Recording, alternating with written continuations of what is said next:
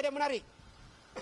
Menurut saya ini menggelitik gitu ya. Sebentar akan dijelaskan. Itu adalah berkaitan perdebatan teman-teman soal foto.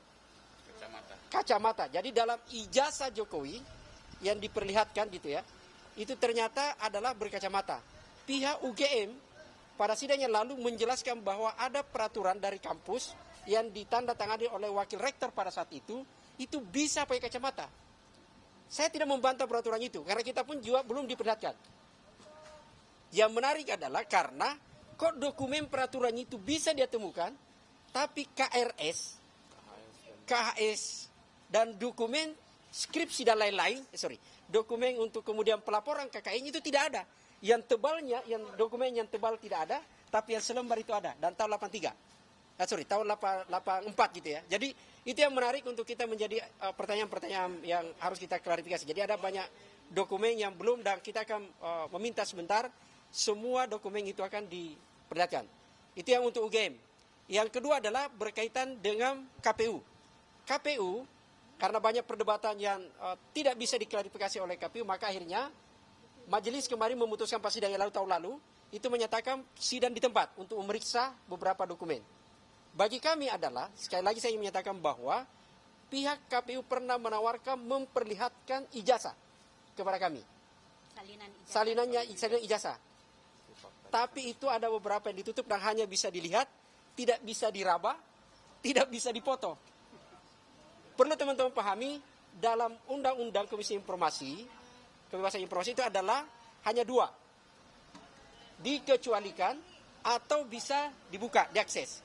Tidak ada disebut, kalau dia sudah nyatakan terbuka, ya udah buka gitu loh.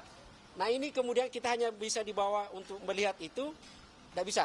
Yang ketiga adalah dari UGM ini untuk KPU ya, keanehan lain adalah bahwa KPU menyatakan tidak melakukan verifikasi faktual terhadap kebenaran ijazah Jokowi pada saat baik mendaftar di Surakarta, tidak ada itu verifikasi, mendaftar di DKI Jakarta sebagai calon gubernur, tidak ada verifikasi faktual juga, sudah faktual ya, termasuk pada saat mendaftar capres di KPU RI, tidak ada verifikasi.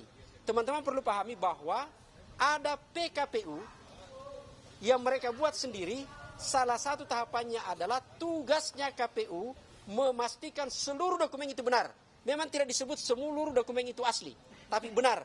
Pertanyaan kami adalah di persidangan lalu, dan mudah-mudahan sebentar bisa dijawab, apa argumentasi Anda, bagaimana proses Anda melakukan sampai Anda yakin itu benar, sementara Anda tidak melakukan verifikasi faktual.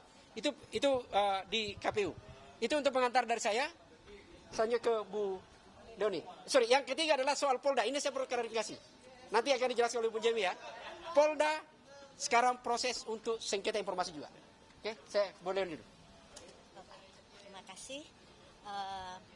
Untuk yang keseluruhan permohonan kami kan melibatkan 3 pihak ya. Pertama UGM, yang kedua KPU, 3 KPU, KPU RI, KPU DKI, KPU Surakarta. Kenapa begitu? Karena ijazah itu pernah digunakan pada ketiga KPU. Kalau tidak pernah digunakan pada ketiga KPU, kami mungkin tidak berhak meminta informasi publik ke UGM. Itu pertama. Lalu yang ke Polda, kenapa kami ini sekedar mengulang lagi, kenapa kami meminta ke Polda? Karena UGM menyatakan pada jawaban bahwa semua dokumen yang kami minta itu katanya sudah diserahkan ke Kapolda, ke Polda Metro Jaya untuk barang bukti. Nanti dijelaskan ya.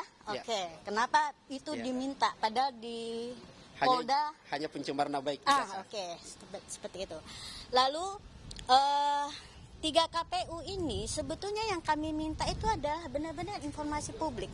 Pada persidangan pertama, KPU sudah menyatakan itu adalah dokumen yang memang terbuka.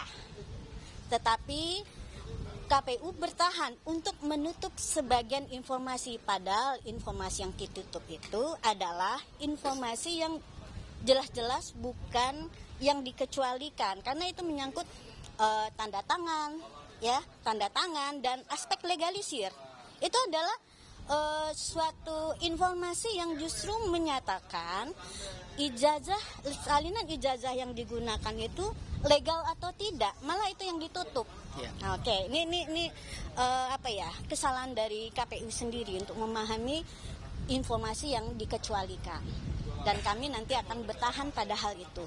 Yang lalu untuk UGM dalam persidangan sebelumnya sudah menyatakan bagian-bagian dokumen yang dinyatakan tertutup dan terbuka. Umumnya adalah terbuka kecuali yang menyangkut nilai. Dan salah satu yang kita sangat penting Barismon, skripsi itu dinyatakan terbuka.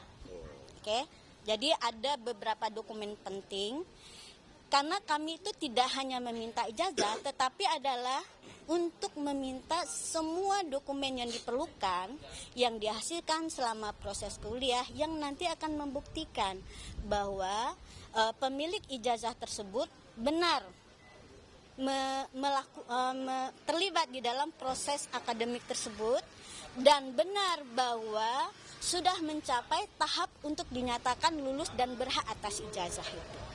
Dan kami meminta itu juga bersamaan dengan meminta SOP, prosedur kebijakan dan aturan-aturan lain yang terkait dengan penerbitan semua dokumen.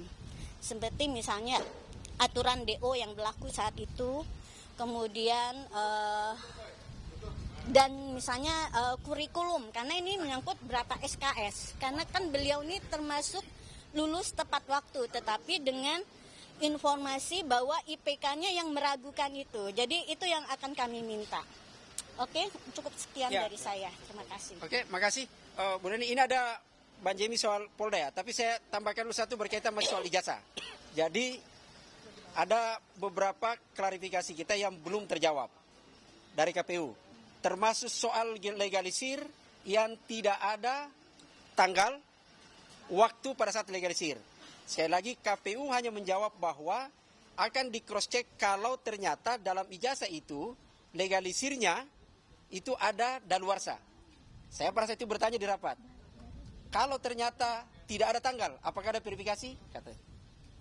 Jadi ada banyak hal misteri yang harus kita bongkar. Nanti soal ijazah Bang Rismon kasih tuntas ya, jelaskan. Ada Mas Lukas, sebelum ke Mas Lukas, ke Bang Jemi dulu soal ini klarifikasi kita. Bukan klarifikasi, penjelasan gugatan kita yang ketiga ke Polda. Oke, makasih untuk saya mengklarifikasi bahwa saat ini di publik mengatakan bahwa seakan-akan permohonan kami untuk Polda sudah ditolak. Padahal kami sudah jelas memasukin kembali permohonannya. Dan itu pun kemarin waktu diputuskan salah ditolak bukan karena kesalahan kami. Karena kesalahan informasi yang ada di antara Polda dan Mabes dengan Polda itu sangat birokrasinya yang tidak jelas. Sehingga kami sudah mengajukan kembali permohonannya. Dan kami dapat informasi sampai saat ini belum ada tanggapan sama sekali. Kembali tidak ada respon lagi. Tidak ada respon. Jadi saya mau klarifikasi bahwa bukan kami ditolak, tapi kami sudah mengajukan. Tinggal menunggu sidang selanjutnya. Terima kasih. Ke Mas Lukas dulu. Oke. Ya, Mas Lukas. Abang dulu. Oke. Ya, ini saya kira satu kelanjutan ya. Kalau kita sudah sidang 3 kali sidang. 3 kali sidang itu kalau ibarat konser musik baru pembuka. Nah, kita sudah mulai sekarang per bulan Januari ini pertunjukan utama.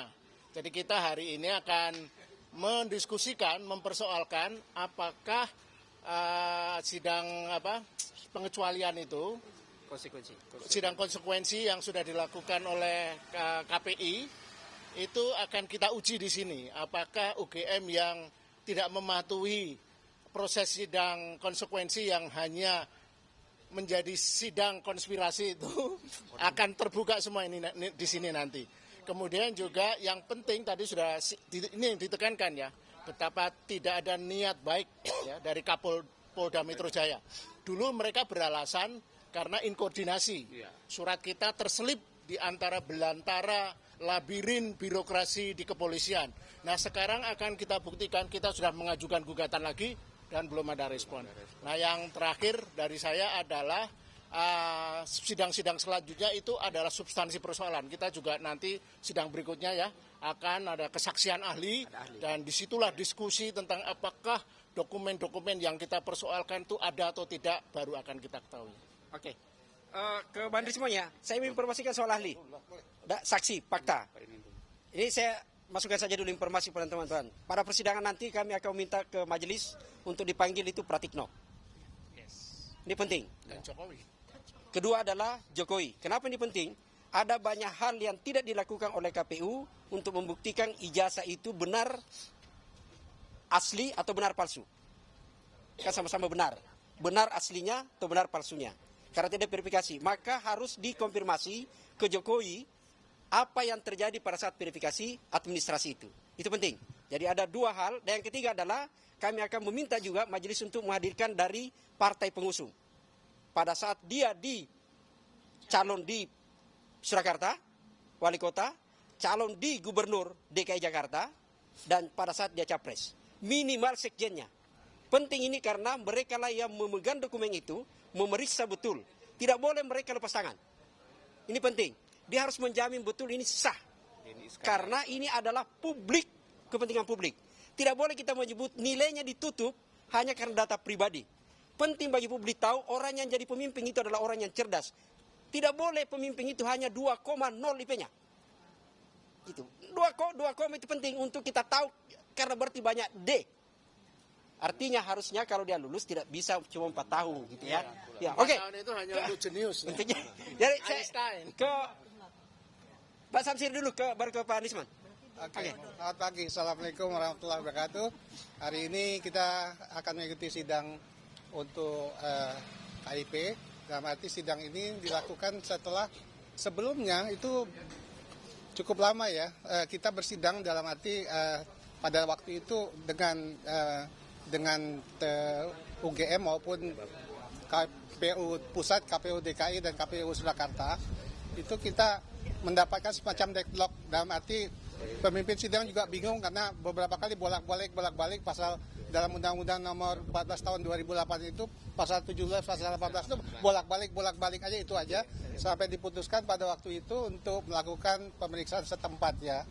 Karena uji konsekuensinya juga sudah belum ada ya. Tidak ada konsekuensinya. Tidak ada konsekuensinya. Tidak ada konsekuensi. Mungkin konsinyasi. Oke, itu yang kita akan ikuti untuk agenda sidang pada hari ini. Mudah-mudahan kita akan mendapatkan hasil dari pemeriksaan setempat, kemudian juga hasil daripada hal-hal yang tidak kita dapatkan pada sidang sebelumnya. Hari ini saya bawakan buku juga, bukan saya. Ini adalah buku baru terbit ya, baru aja terbit, masih hangat ya buku ini sebenarnya. Dan ini banyak dicari-cari. Ya, ternyata inilah bagian daripada satu lagi ya yang menjadi materi yang bestseller nanti jadi bestseller saya pikir karena dibutuhkan Gibran Endgame yang tentunya buku ini sangat ditunggu-tunggu oleh sebagian besar masyarakat kita untuk mengetahui siapa sebenarnya Gibran wakil presiden kita saat ini. Dari saya demikian. Assalamualaikum warahmatullahi wabarakatuh. Oke, kita ke Bandri semua ya yang meneliti langsung ijazah itu. Meskipun bukan mereka ini kita dua-dua, Bang. Dua-duanya. Saya Bandri semua. Iya, saya memberikan beberapa sedikit klarifikasi Bang ya, tambahan bahwa ada beberapa profesor yang sekarang aktif di UGM ya, pada tahun 80-an ya sampai tahun 86 itu ada 3 evaluasi jenjang akademik. Ya, ada 3 jenjang evaluasi akademik. Yang pertama 2 tahun pertama atau 4 semester pertama. Itu kalau IPK-nya di bawah 2 atau mepet 2 itu bukan di DO gaya UGM, tetapi diminta secara sukarela untuk mengundurkan diri. Ya. Jenjang yang kedua, evaluasi kedua adalah sarjana muda, berarti 6 semester pertama.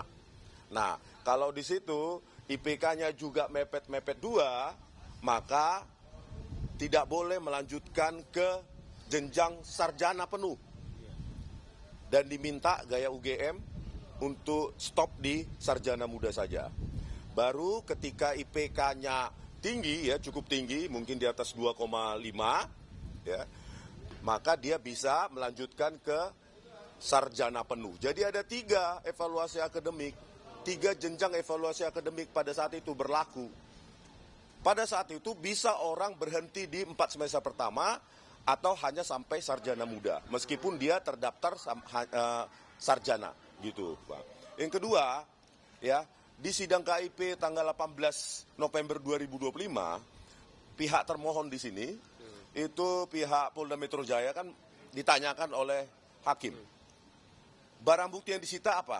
Barang bukti yang kami sita adalah transkrip nilai sarjana muda untuk keperluan yudisium sarjana muda.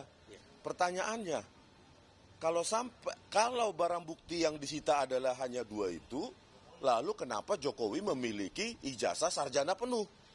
Maka tidak konsisten apa yang disita dengan apa yang diklaim sebagai barang bukti ijazah otentik atau identik, ijazah sarjana penuh.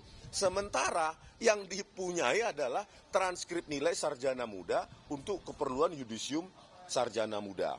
Di samping itu juga yang lain, pihak UGM ya sengaja atau tidak sengaja tidak melakukan investigasi. Apakah Joko Widodo pernah melakukan KKN di Desa Kotoyan?